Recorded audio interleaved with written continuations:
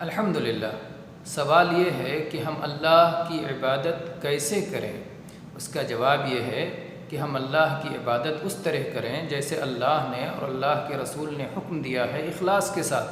جیسا کہ سورہ بینہ کی آیت نمبر 5 میں اللہ تبارک و تعالیٰ نے ارشاد فرمایا، وَمَا أُمِرُوا إِلَّا لِيَعْبُدُوا اللَّهَ مُخْلِصِينَ لَهُ الدِّينَ کہ انہیں اس بات کا حکم دیا گیا ہے کہ صرف اللہ کی عبادت کریں، اپنی ساری دین کو اسی کے لیے خالص کر کے۔ اور صحیح مسلم میں جناب محمد رسول اللہ صلی اللہ علیہ وسلم نے ارشاد فرمایا، من عمل عملا لیس علیہ امرنا فہو رد جو شخص کوئی ایسا کام کرے جو ہمارے دین کے مطابق نہیں ہے تو وہ کام رد کر دیا جائے گا، وہ کام مردود ہے، قابل قبول نہیں۔ والحمدللہ رب العالمین۔